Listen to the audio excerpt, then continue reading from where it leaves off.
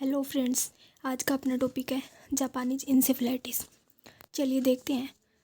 Focus on the pig as the amplifier host and Culex mosquito from the पैडीफील्ड।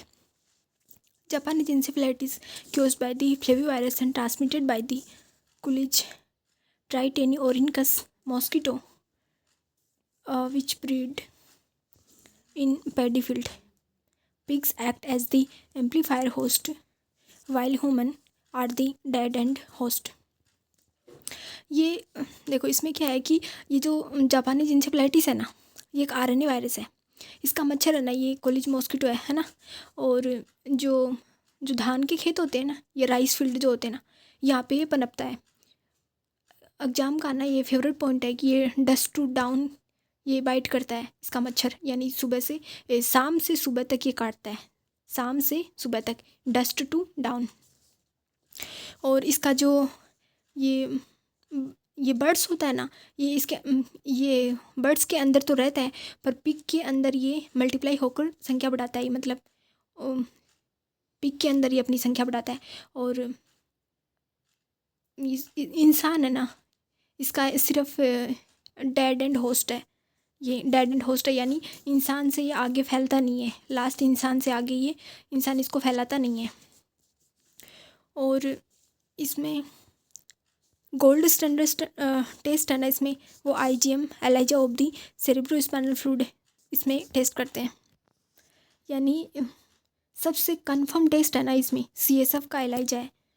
और MRI के अंदर ना इसको देखते हैं ना, तो बाइलेटरल थैलेमिक लीजन इसमें देखने को मिलते हैं। और ये जब भी इसमें बाइथैलेमिक लीजन देखने को मिले ना MRI के अंदर, तो समझ जाना कि जापानीज इंसेफेलाइटिस है। अगर क्वेश्चन भी आए ना तो ऐसा करना। एंड वैक्सीनेशन की अगर बात करें तो इन्वॉल्व दी ऐसे 14-14-2 लाइव एटेन्यूएटेड वैक्सीन होती है। इसका नाम है ये है ना, गिवन एट 9 मंथ एंड 16 से 24 मंथ। यानी ये सबक्यूटनियस देते हैं और 0.5 ml पे देते हैं सबक्यूटनियस। और फर्स्ट डोज इसकी 9 मंथ पे देते हैं और सेकेंड डोज इसकी 16 से 24 मंथ पे दी जाती है। देखो, इसका जो आप समझ रहे होंगे कि ये कैसा नाम है, SA 14-14-2। इसका ना यहाँ पे एस का मतलब यहाँ पे है स्पॉन्टेनियस, और A का मतलब है एटेन्यूटेड। यानी इसका मतलब है कि वायरस को ना नेचुरली कमज़ोर किया जाता है इसको। एंड यहाँ पे जो 14-14-2 है ना, ये दिखाता है कि वायरस को कितनी बार कल्चर से गुजारा गया है, एक कल्चर से दूसरे में ट्रांसफ़र किया गया है कितनी बार इसको, है ना, वो ये बताता है। यानी पहले इसको 14 बार मीडियम में डाला गया, फिर उसे अगले 14 बार दूसरे मीडियम में ग्रो किया गया, फिर लास्ट में 2 बार फिर उसको फाइनल प्रोसेस से गुजारा गया, है ना। ऐसे होता है। एग्जाम में ऐसे पूछा जा सकता है कि इंडिया में कौन सा JE वैक्सीन स्ट्रेन यूज होता है, तो बताना कि जे ऐसे 14-14-2 है ना, ये लाइव अटेन्यूएटेड वैक्सीन होती है, ये यूज होती है। इसके अलावा ना यहाँ पे एक जेनविक वैक्सीन होती है, वो किल्ड वैक्सीन होती है इनएक्टिवेटेड, वो भी यूज होती है। पर ना नेशनल इम्यूनाइजेशन शेड्यूल के अंदर इसको प्रायोरिटी में रखा गया है। क्लिनिकल स्टेज की बात करें तो the disease progress through 3 stage, यानी ये 3 स्टेज में प्रोग्रेस करती है ये डिजीज़। पहली है प्रोडर्मल स्टेज। यानी प्रोडर्मल स्टेज में क्या होता है, फीवर एंड हेडेक होता है। यानी ये प्रोडर्मल स्टेज है ना, ये बीमारी की स्टार्टिंग फेज है। इसमें क्या होता है, ये बीमारी की शुरुआत है। इसमें ऐसे समझना कि बीमारी की शुरुआत है। इसमें वायरस है ना ब्लड में मल्टीप्लाई हो रहा होता है, अपनी संख्या बढ़ा रहा होता है, और पेशेंट को इसमें तेज़ बुखार आता है, उसको सिर दर्द होता है इस स्टेज में ना। ऐसे इस बीमारी को पहचानना थोड़ा मुश्किल होता है, क्योंकि नॉर्मल इसमें ना जैसे कोल्ड होता है ना, फ्लू जैसे ही सिम्टम इसमें दिखते हैं, तो वो पहचानना मुश्किल हो जाता है। इसमें मॉनिटर क्या करना है, इसमें टेम्परेचर को मॉनिटर करना है। नर्सिंग केयर में देखें तो इसमें मॉनिटर करना टेम्परेचर को, फीवर को मैनेजमेंट करना होता है, क्योंकि इसमें फीवर ज़्यादा होती है ना, और हेडेक भी होता है। अगला स्टेज है इसका फेज है इसका अक्यूट इंसेफेलाइटिस। यानी इसमें क्या होता है, अल्टर्ड सेंसोरियम एंड सीजर होते हैं। इसमें क्या होता है, ये है ना, ये स्टेज इसकी क्रिटिकल फेज होती है। ये ना सबसे खतरनाक स्टेज माना गया है इसको, क्योंकि वायरस है ना अब दिमाग तक पहुंच गया, यानी सेंट्रल नर्व सिस्टम तक ये पहुंच गया है। अब पेशेंट ना इसमें अनकॉन्शियस भी होने लगता है इसमें, यानी अल्टर्ड सेंसोरियम उसका होने लग जाता है, और उसकी गर्दन भी उसमें अकड़ जाती है, उसमें ना दौरे भी पड़ने लग जाते हैं, यानी फिट्स भी उसमें आने लगती हैं। इस स्टेज में ना पेशेंट को ना मास्क लाइक फेसेस उसमें होते हैं और हाथों में ट्रिमर आने लग जाते हैं, क्योंकि वायरस है ना ब्रेन के जो बेसल गेंगलिया को डैमेज कर देता है, जैसे पार्किंसंस डिजीज में होता है ना वैसे होने लग जाता है इसमें ना फर्स्ट प्रायोरिटी अपनी एयरवे होनी चाहिए, और सेकंड है ना इस स्टेज में सेकंड आईसीपी को कम करना होना चाहिए, क्योंकि इसमें आईसीपी भी बढ़ जाता है ना ब्रेन की लेयर का इन्फ्लेमेशन इसमें होने की वजह से। तो इसमें मैनिटोल यूज करेंगे उसको आईसीपी को कम करने के लिए, और इसमें उसके हेड को 30 डिग्री एलिवेट करते हैं।